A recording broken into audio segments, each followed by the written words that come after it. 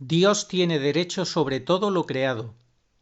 Eres digno, Señor Dios nuestro, de recibir la gloria, el honor y el poder, porque tú has creado el universo, porque por tu voluntad lo que no existía fue creado. Eres digno de tomar el libro y abrir sus sellos, porque fuiste degollado, y con tu sangre compraste para Dios hombres de toda raza, lengua, pueblo y nación, y has hecho de ellos para nuestro Dios un reino de sacerdotes y reinan sobre la tierra. Digno es el Cordero degollado de recibir el poder, la riqueza y la sabiduría, la fuerza y el honor, la gloria y la alabanza.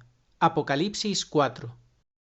Es que tenemos que volver nuevamente a lo que se está realizando. Es que en toda su maldad, ellos supieron poner todas las cosas para que se fueran así de esta forma, muy lentamente, fueron cambiando para que la gente no se diera cuenta de que estamos completamente equivocados y en las tinieblas y en la oscuridad más terrible.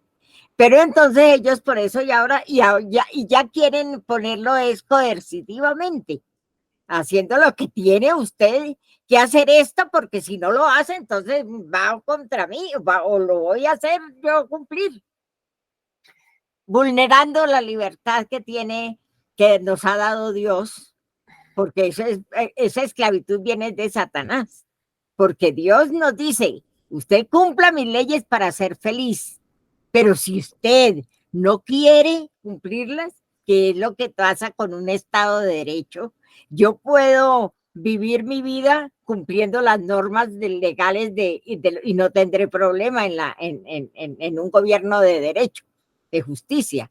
Y sin embargo, si la persona coge un revólver y se pone a matar a la gente y a hacer de todo, pues está viviendo la norma y tiene que ser castigado por eso. Asimismo, la ley de Dios, sí, sí, porque dicen, ay, no, es el libre albedrío, ¿para qué no lo dio? Pues lo dio precisamente para darnos la libertad de que obráramos bien, que fuéramos correctos y que le diéramos su gloria y su honor, todo lo que le debemos a él para disfrutar del cielo. Y el que no quiso así, pues va para el otro lado, porque él mismo se condena. No es ni siquiera él el que hace eso, sino es yo se siente tan indigno, ¿usted qué hizo? Y entonces él mismo se precipita en las llamas porque no hay forma de irse para otro lado. Ella es doña Enelia Grajales, una doctora en Derecho, escritora, porque escribió un libro, tardó 10 años porque estaba trabajando, pero mientras trabajaba en su interior tuvo una llamada de Dios para escribir un libro titulado Los derechos de Dios, un libro que ha sido plagiado lamentablemente por personas sin escrúpulos que no han reconocido el origen de sus escritos porque los han copiado. Incluso no sabemos si algunos se han dedicado a vender el libro tal cual sin respetar los derechos de su autora. Pero esta mujer es una mujer de Dios que no se ha ocupado en denunciar a estos sujetos. Ella lo que quiere es que conozcamos los derechos de Dios, un tema tan olvidado, un tema que siendo el más importante de todos es absolutamente despreciado. A Dios no se le respetan sus derechos. Aquí se habla de los derechos de todo el mundo, absolutamente de todo, hasta de los animales por encima de los bebés no nacidos, de todos, menos de Dios.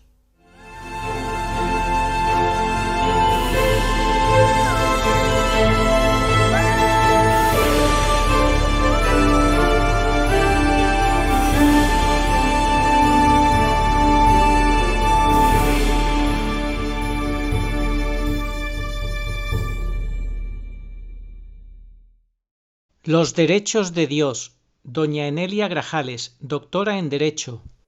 Sí, yo soy abogada y recibí esa gracia de fijarme ante la situación en que estamos viviendo y ver que todo esto estaba pues un caos. Entonces me propuse con la ayuda de Dios, porque fue él el que me inspiró para este tema, porque el tema pues no es muy corriente y no soy teóloga y entonces y para el derecho divino tampoco pues fue él el que me dio todas esas pautas para que pudiera realizar esta obra para bien de la humanidad. El sentido de la obra es para el bien de la humanidad, de todas las criaturas. Porque claro, se habla mucho de los derechos de los hombres, pero Dios, que es el único que es y que nos hace ser, porque en Dios movemos, vivimos y existimos, el único que es realmente es Dios y nosotros somos por Él, y sin embargo no se hablan de los derechos de Dios. No, no se habla. Desafortunadamente hemos estado ajenos a Dios, solamente lo invocamos en nuestras necesidades, pero nunca hemos tocado el darle la honra, el honor que Él merece, en justicia, porque eso no es por esa relación debe ser es del creador o su criatura con el creador, pero no le reconocemos eso lastimosamente. Esto ha sido una cosa, una injusticia tras injusticia en todo el mundo. Todos somos culpables de esa negación. Parece que se nos olvida. Y si recibimos dones y milagros de Él, decimos no, lo ponemos como que fue otra cosa y le negamos directamente su poder y su gloria y todo. Entonces, con base a estas reflexiones, entonces me propuse pues pedirle a Él la ayuda para que saliera esta obra. Entonces, esta obra fue escrita en el año 2000 y empezó usted en 1990 a pensar la posibilidad de escribir y tardó 10 años, todos los años 90, sí, dedicados a profundizar en el tema de los derechos de Dios. ¿Es así? Sí, así es, así es, así es. Estaba yo ejerciendo incluso mi abogacía, porque yo fui abogada litigante por más de 30 años. Entonces yo estaba escribiendo el libro y a su vez estaba ejerciendo el derecho. Bueno, y la inspiración, ¿cómo le llegó la inspiración de escribir este libro? Pues me llegó, fue, el asunto es muy largo para contarlo y resumirlo en muy poco tiempo, pero llevo más de 40 años recibiendo mensajes de nuestro Señor. Esos mensajes pues yo los tengo y me profundizó en tal forma que yo, pues me dijo que tenía una misión que cumplir en este mundo, que había sido, que me había creado con ese objetivo. Entonces empecé ya a pensar más en firme y por eso fue lo del libro. Y el libro fue guiado por él, por eso, porque como digo, no soy teóloga, y el derecho divino, pues, pero se prueba de que tiene derechos sobre todas sus criaturas. Eso es innegable. De ahí la importancia que tiene el libro, porque muchas personas lo ven como tiene tanta bibliografía y tiene partes del catecismo, porque el catecismo nos enseña a nosotros cómo es que vamos a vivir la relación con Dios. Sin embargo, hay una que otra persona dice, sí, es un catecismo. Ese no es un catecismo. Es una obra fundamentada en lo más esencial, que es el mismo derecho.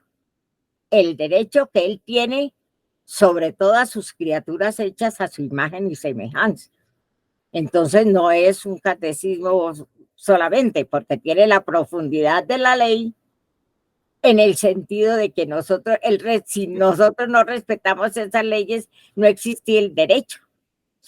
La ley eterna, que es la ley fundamental que nos ha de regir, si la desconocemos, pues entonces el derecho deja de existir.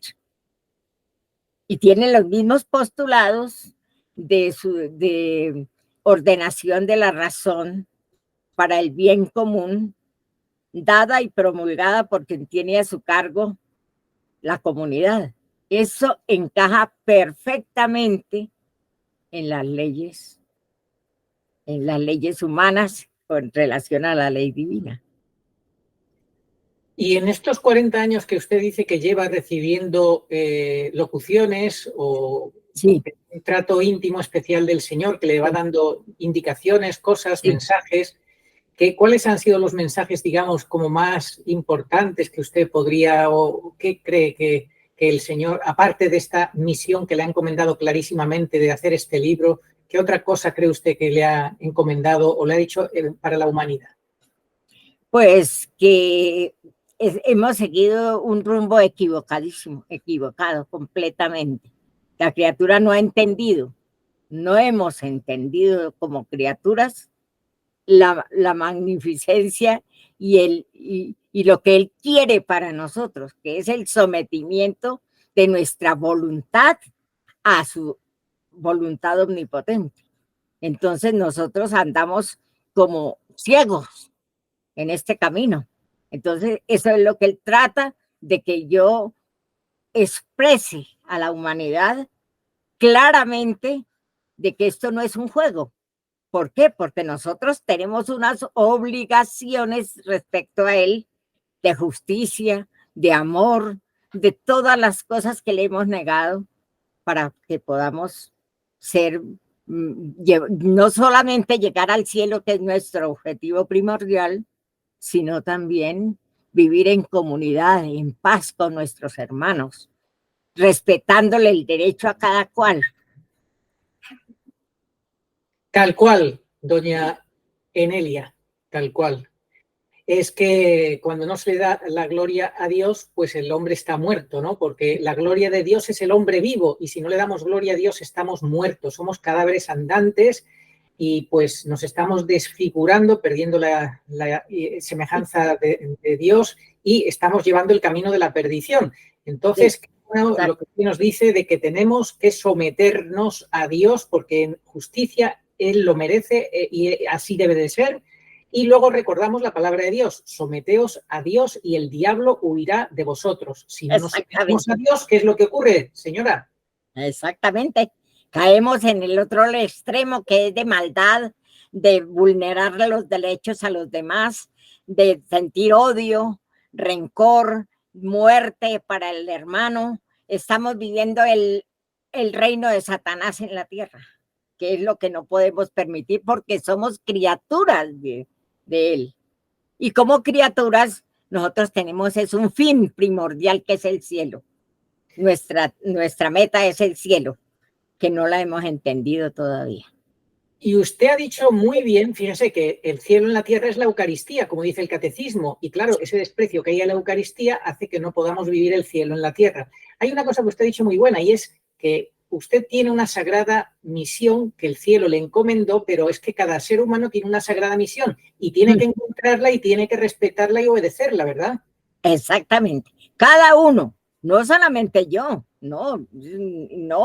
Cada ser que llega a este mundo tiene una misión clara que Dios quiere que él realice para felicidad de todas las criaturas. Ahí en el libro hago un análisis, escucho las palabras de Monseñor T. Hamertot, que son valiosísimas, donde dice, si el hombre cumpliese los 10 mandamientos en la tierra, esto sería el paraíso. Aquí viviríamos felices. El carnicero no adulteraría la pesa, el que vende la leche no le pone agua, el que todo va fluyendo en una armonía y en una paz impresionante. ¿Por qué? Por haber sido fieles. Y fíjese que esto lo hemos comentado, no se puede ser neutral, ¿verdad? O estás con Dios o estás contra Dios o estás con el diablo y además la palabra de Dios lo dice, quienes pecan pertenecen al diablo porque el diablo es pecador desde el principio. Perfecto, es que Él nos ha dicho todo. Nosotros es que hemos negado todo, pero Él lo ha dicho todo.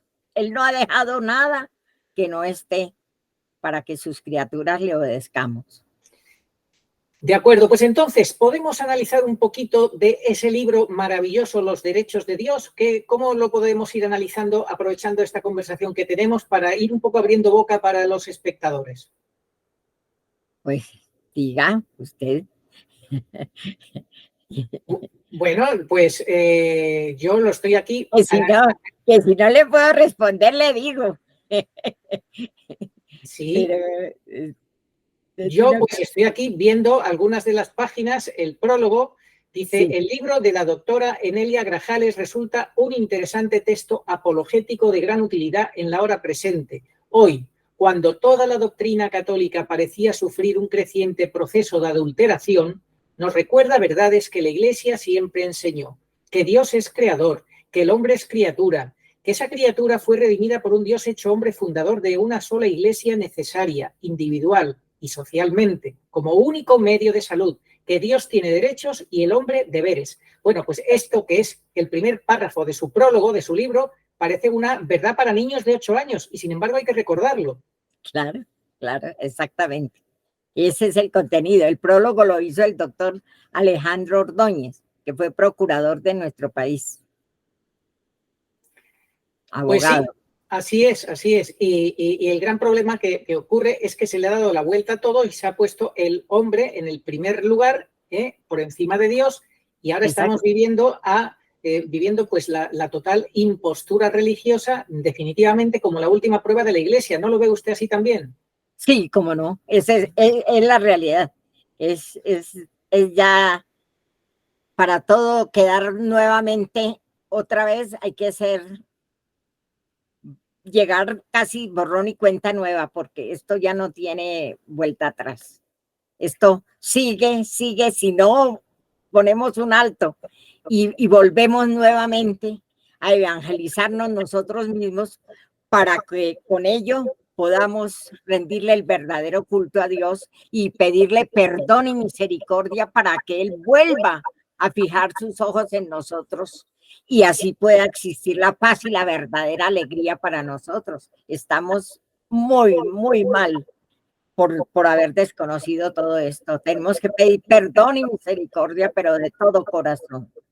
Totalmente. Fíjese usted que en un B, lo dice la Virgen, hay una visión que tiene la vidente que ve el infierno y se asusta mucho y le dice la Virgen, no es para vosotros, es para los sacerdotes que dan la espalda a Dios, que se pongan suplicantes de misericordia, porque si no cambian, pues es que van a ir muchos de ellos al infierno porque son los principales causantes de arrastrar a las almas al infierno, obispos, cardenales, sacerdotes, etcétera. Desatan la ira de Dios, las grandes jerarquías. En fin, estamos viendo una situación crítica en la Iglesia, la última prueba de la Iglesia, la gran apostasía de San Pablo profetizada. Y entonces, lo que usted está diciendo, hay que pedir, antes del aviso, todos tenemos que pedir perdón a Dios. Y misericordia, pedirle que nos perdone lo infames que hemos sido. Bueno, pues fíjese que usted, después de la introducción, en el capítulo primero, que tiene un punto con 5 secciones, ese primer punto, se llama Dios. El primer capítulo es Dios. Tenemos consideraciones, Dios, su existencia y su naturaleza, providencia divina, la majestad de Dios y sus infinitos atributos, nuestro Señor Jesucristo como juez supremo de todos los hombres y el último punto es misericordia infinita de Dios. Bueno, exactamente. De estos puntos, ¿cuáles quiere comentar usted? Me llama todos son interesantísimos, porque encierran una realidad que es lo que se debe existir en la sociedad. Pero nuestro Señor Jesucristo, juez supremo de todos los hombres, porque esta es la base que Él tiene, que Él se muestra para poder juzgarnos cuando veamos que con todas las fallas que hemos tenido, entonces Él viene a ejercer su supremo dominio, pero ya es en el plano no solo espiritual, sino material o formal, por no haber acatado esas leyes.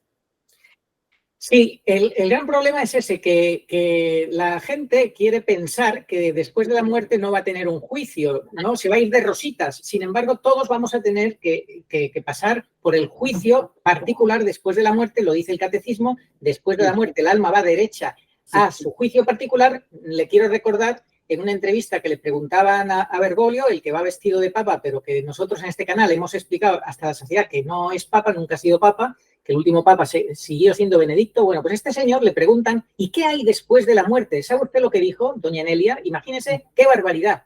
Dice, bueno, yo creo que debe de haber, fíjense, debe de haber una luz muy grande, una felicidad muy grande. ¿Qué le parece? En vez de decir lo que hay es el encuentro con tu juez supremo, con el juez supremo que va a analizar tu vida y con él se va a determinar tu suerte eterna, tu destino eterno. Definitivamente. Bueno, pues fíjese lo que escribía el premio Nobel de Literatura en 1980, un polaco, Czesław Miłosz, decía, un verdadero opio para el pueblo es la creencia en la nada después de la muerte, el inmenso placer de pensar que por nuestras traiciones, avaricia, cobardía y asesinatos no vamos a ser juzgados.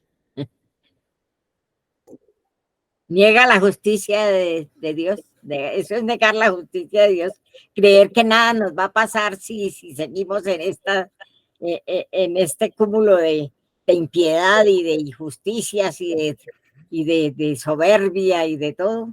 Pues si practicamos la soberbia, le estamos rindiendo culto es al demonio, que es el soberbio, que por eso existe el infierno, por la soberbia del rebelde. Entonces nosotros estamos siguiendo el lado contrario, pero no nos hemos dado cuenta. Y eso es lo más triste.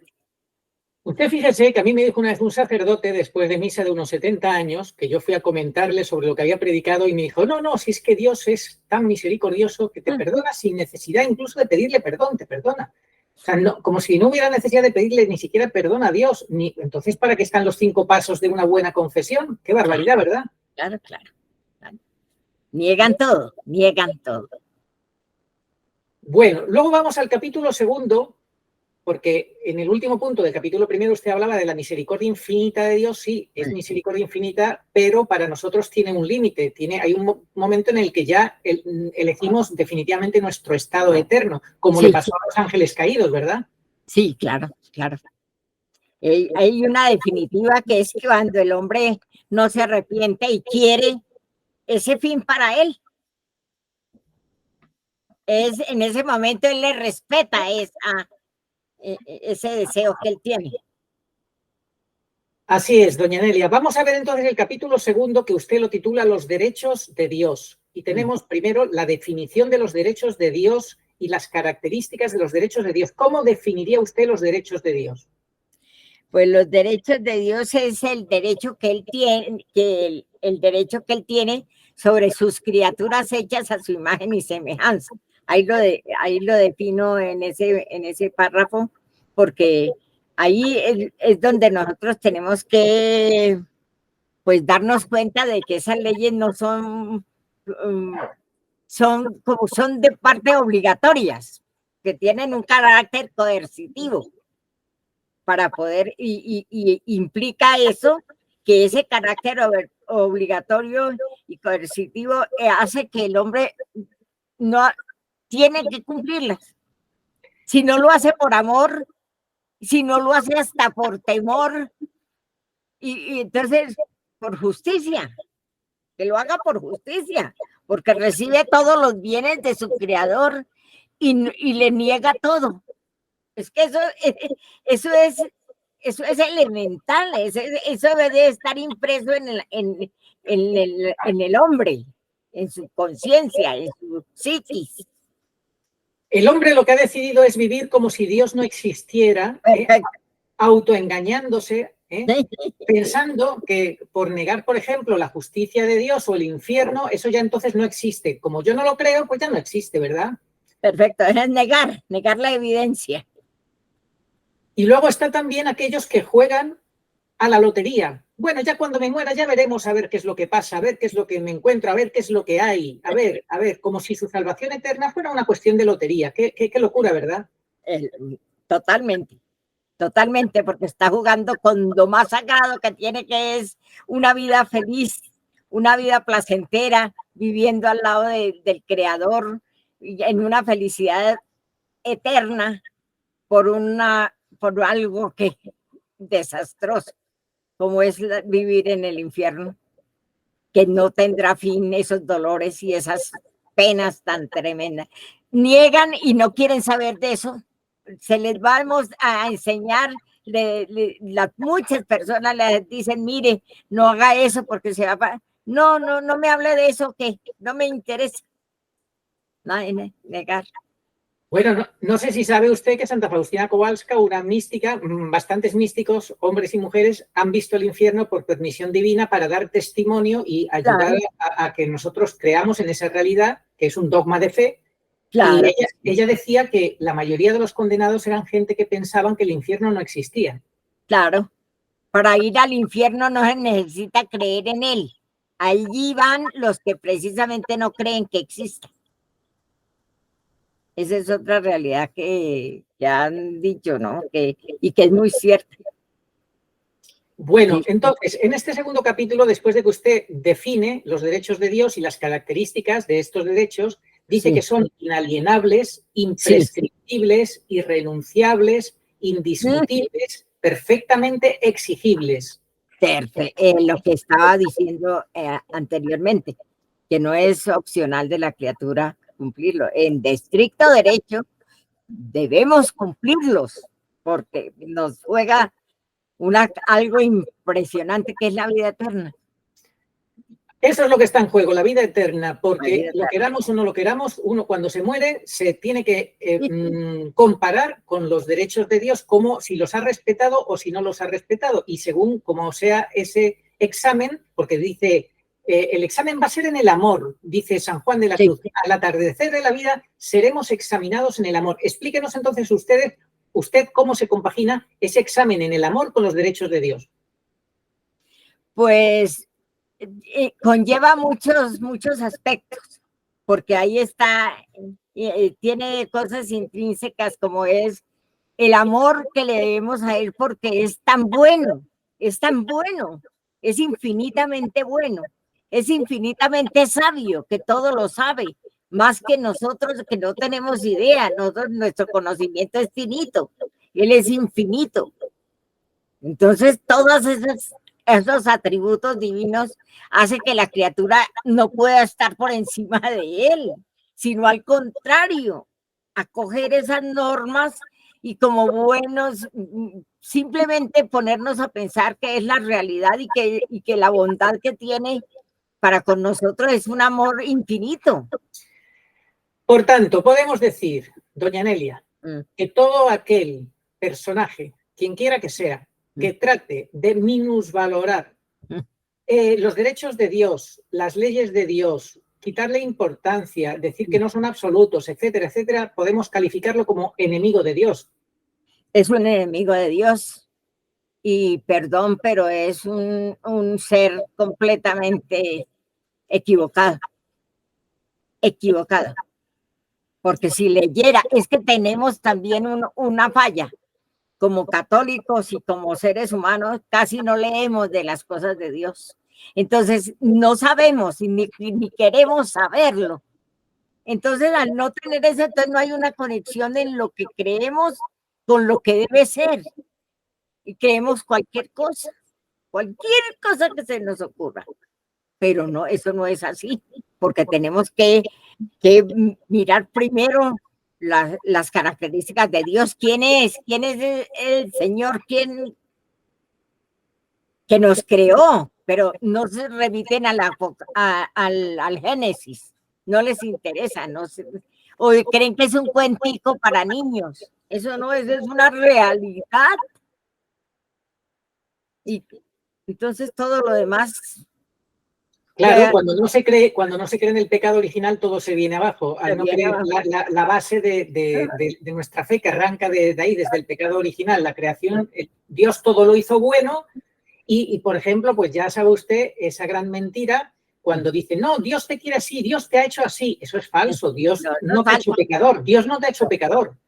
Él no está con el pecado. Ama al pecador, mas no el pecado. Aborrece el pecado, dice.